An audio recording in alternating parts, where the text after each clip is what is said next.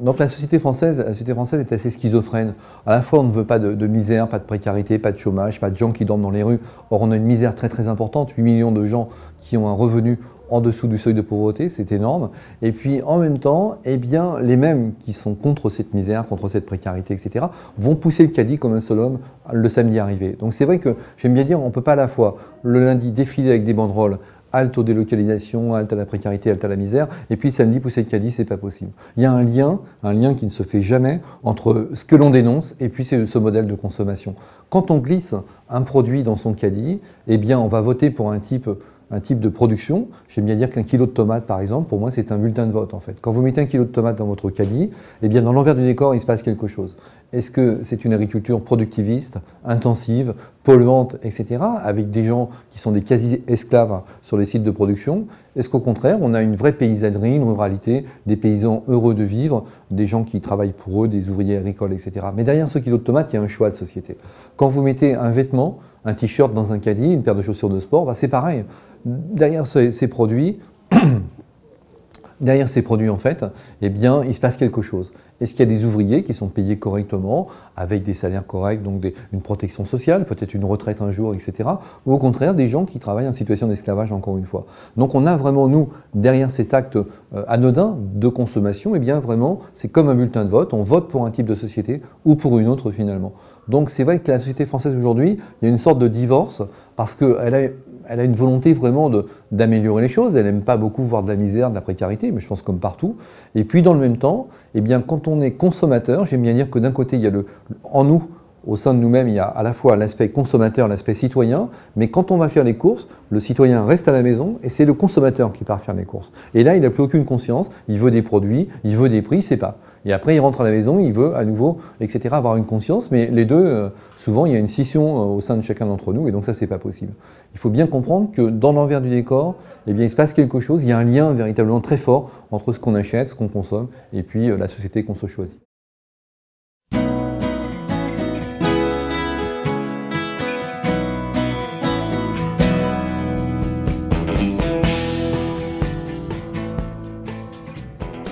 Il y a très peu en fait. En France, c'est assez étonnant. On a une conscience politique très forte, je pense. Bon, le mouvement Attaque s'est créé en France, etc. Il y a vraiment des mouvements sociaux très forts, ça, c'est indéniable. En même temps, on ne sait pas bien faire le lien. C'est-à-dire qu'en fait, on va avoir des mouvements comme les Restaurants du Cœur qui luttent, enfin qui se battent pour donner à manger à ceux qui ont faim. On a des mouvements pour essayer de trouver des hébergements aux sans-abri, etc. Mais je veux dire, on va souvent traiter l'effet sans jamais s'attaquer à la cause en fait. Or, si des gens dorment dans la rue, s'il y a de la misère, s'il y a de la précarité, si on ferme des bureaux de poste, si on ferme des gares SNCF, des gares pour les trains, etc., si on ferme des hôpitaux aujourd'hui et des maternités, eh bien il y a une cause véritablement. Et je pense que la société française ne sait pas remonter à la source, donc ne fait pas le lien. Ce qui fait que les gens vont défiler dans la rue en disant « faut pas toucher à nos retraites, faut pas toucher à la protection sociale », mais jamais on se dira dans le fond qu'est-ce qui fait qu'on touche à tout ça. Or, si on regarde bien, la grande distribution a détruit le monde du commerce, elle a détruit le monde de l'artisanat. En France, il y a 36 000 communes, 36 000 villages et villes. Et bien, sur 36 000 communes, il y en a 18 000, la moitié, qui n'ont plus un seul commerce de proximité. Vous ne pouvez pas acheter une boîte d'allumettes, pas une bouteille d'eau, il n'y a plus rien, il n'y a plus de commerce. Bon. On a détruit le monde agricole. On avait en France, au sortir de la guerre, 6 millions de paysans, et il en reste 500 000 aujourd'hui, et on en perd 30 000 chaque année. 30 000 chaque année, ça veut dire un couple de paysans qui disparaît toutes les 20 minutes. C'est énorme. Au niveau européen, c'est toutes les minutes qu'un couple de paysans disparaît. Et donc évidemment, le phénomène est le même dans le monde industriel. La grande distribution cherche des prix bas à la production. Prix bas à la production, ça veut dire bien sûr pas produit en Europe, c'est produit dans les pays du Sud où la manœuvre est moins chère. Et donc moins de paysans, moins de commerçants, moins d'industrie, eh bien c'est moins de salaires distribués, évidemment, c'est moins de salaires, moins d'heures supplémentaires, c'est donc moins de cotisations salariales, patronales et salariales bien sûr, c'est moins d'impôts prélevés sur ces gens-là, et au final, eh bien c'est une remise en cause de la santé, de la retraite, des hôpitaux, des maternités, de l'éducation, des lycées, des universités.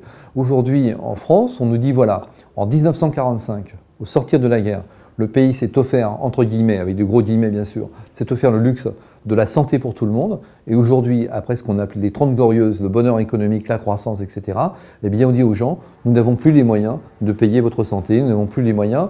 Aujourd'hui même, on enregistre cette émission, on remet en cause le remboursement des lunettes, considérant que les lunettes, pour voir, eh bien c'est du luxe aujourd'hui. Si les gens veulent des lunettes, eh bien, ils ont qu'à se les payer.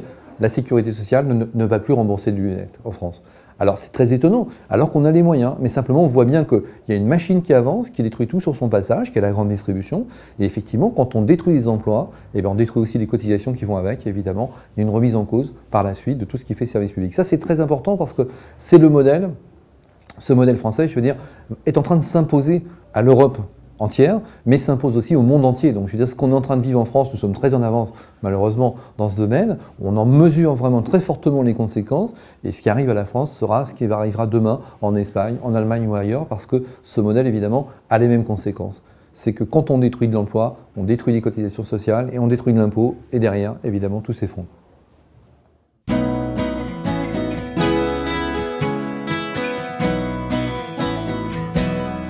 Quand on parle grande surface, on va dire c'est un débat entre le petit commerce et le grand commerce. Mais en fait, derrière le débat de la grande distribution, c'est vraiment un choix de société quelque part. Et ce modèle de consommation, eh bien, qui au départ était censé redistribuer de la richesse, parce que qu'est-ce qui se passe? Si on consomme beaucoup, eh bien, tant mieux, ça fait tourner des usines. Si les usines tournent, ça veut dire qu'on distribue les salaires, donc les gens sont heureux, ils peuvent acheter à leur tour, etc., payer leur loyer, soigner leurs enfants, tout va bien. Mais c'est tout le contraire aujourd'hui. Ça, c'était vrai dans les années 50-60. Aujourd'hui, le modèle fait qu'on capte la richesse des gens, mais on l'interrompt et finalement, elle n'est pas redistribuée. Donc, ce qu'on voit bien, c'est que ça implique forcément un choix de société derrière et donc, évidemment, un appauvrissement général parce qu'on prend votre argent, mais on ne va pas le redistribuer sous forme de salaire, sous forme de revenus ou autre. Et à un moment donné, la société s'appauvrit. Comme elle s'appauvrit, il faut des prix toujours plus bas à la production. On va dire, vous voyez bien, les gens n'ont plus d'argent, donc il faut qu'on comprime le prix, par exemple, des légumes et des fruits.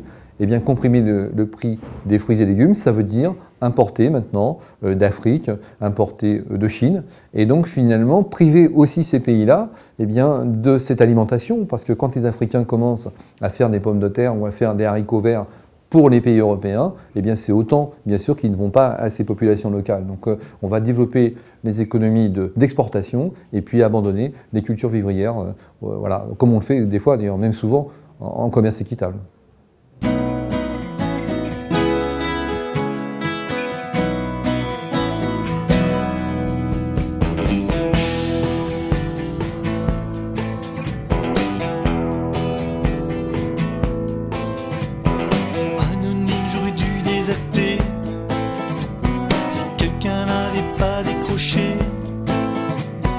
Là j'ai jeté la terre entière.